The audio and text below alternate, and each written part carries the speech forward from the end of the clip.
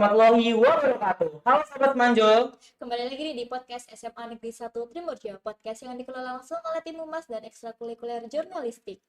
Sebelumnya, perkenalkan nama saya Robi Setiawan. Saya di sini sebagai presenter dan rekan saya, Ningsih selaku presenter pada hari ini. Kak Esi. Dengar-dengar kita kedatangan tamu yang sangat spesial. Kira-kira siapa ya? Iya, kita kedatangan tamu spesial yaitu Dokter Ulfa Maria selaku Widya Prada BPG Provinsi Lampung. Halo Ibu, selamat siang.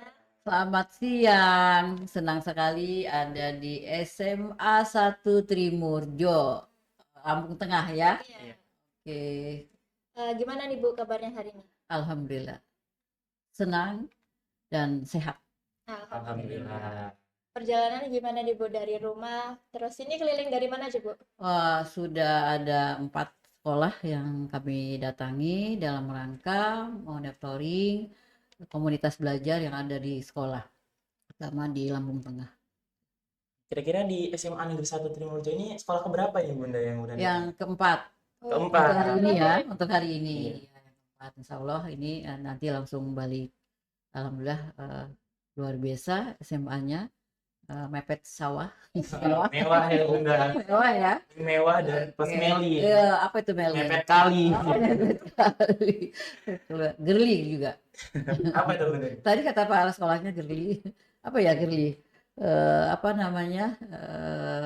Iya, dekat dengan kali.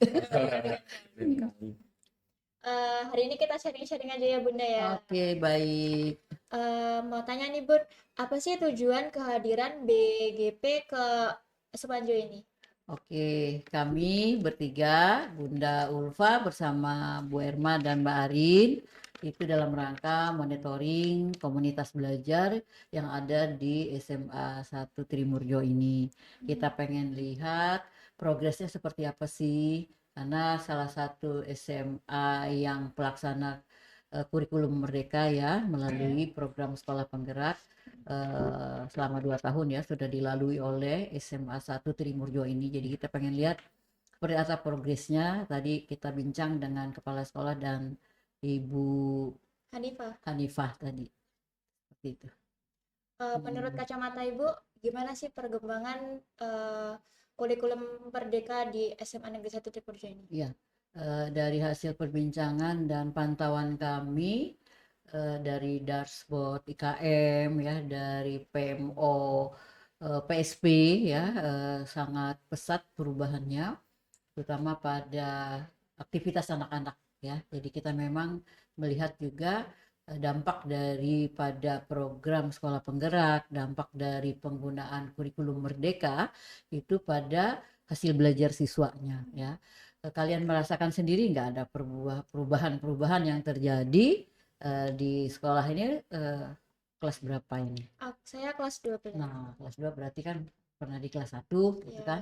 Ada perubahan kan, bagaimana dari sarana ya, dari benar. pembelajaran yang dilakukan oleh Bapak Ibu guru kan. Iya, Dan benar. itu dampak dari perubahan-perubahan yang dilakukan di program sekolah penggerak maupun penggunaan kurikulum merdeka.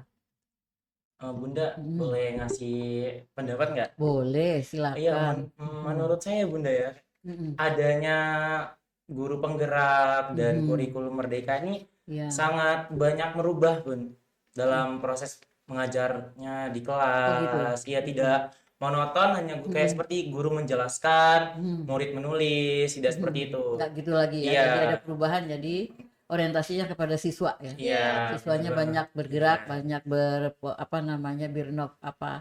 memberikan juga saran gitu ya. Iya. Yang artinya ya fokusnya kepada siswa gitu yang kalian Iya, benar rasakan banget, gitu Bunda. ya. Ya memang itu merupakan satu tujuan daripada adanya transformasi pendidikan melalui program sekolah penggerak maupun kurikulum yang merdeka ini. Itu salah satu tujuannya. Bagaimana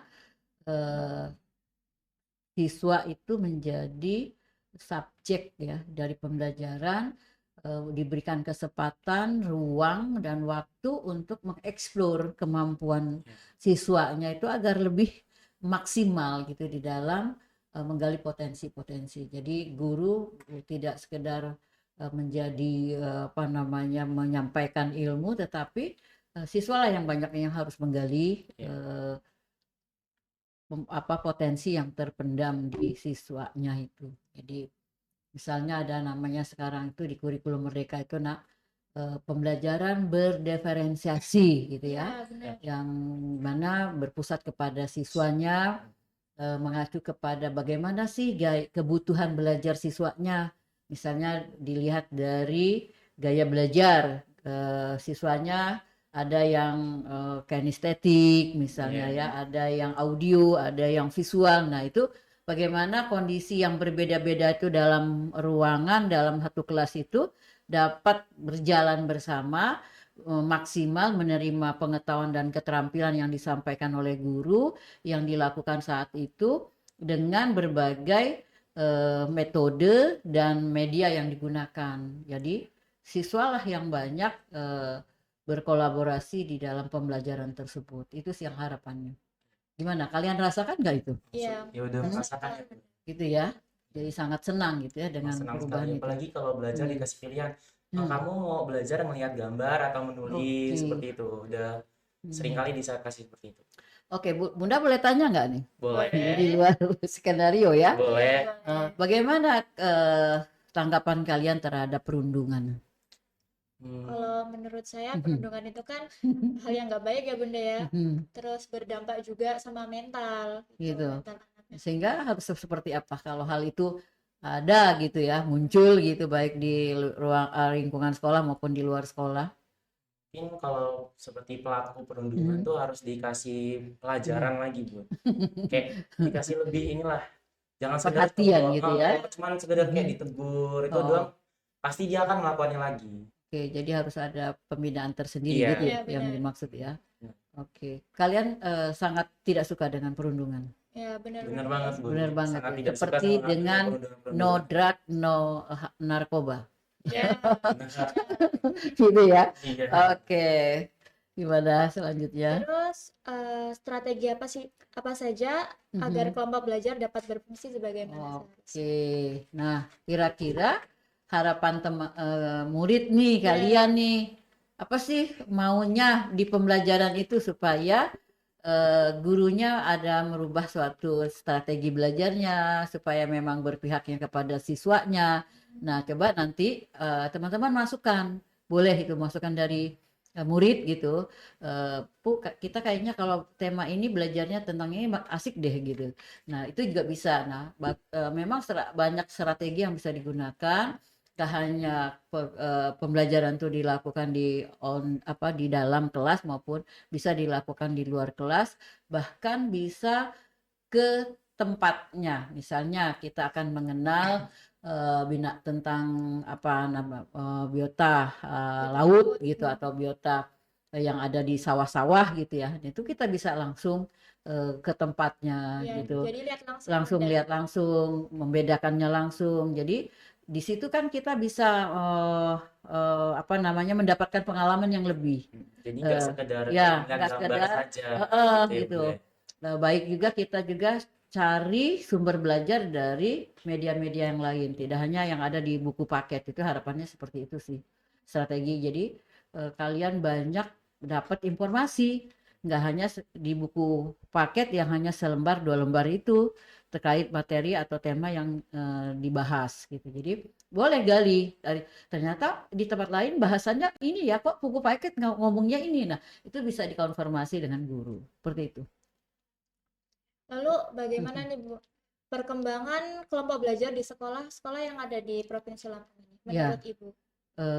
Karena ini memang baru tahun kedua ya untuk implementasi kurikulum Merdeka, memang dalam proses semua, tetapi banyak juga yang sudah bisa memaksimalkan kelompok belajar, komunitas belajarnya secara terprogram dilakukan seminggu sekali atau sebulan sekali gitu kan, sudah terprogram.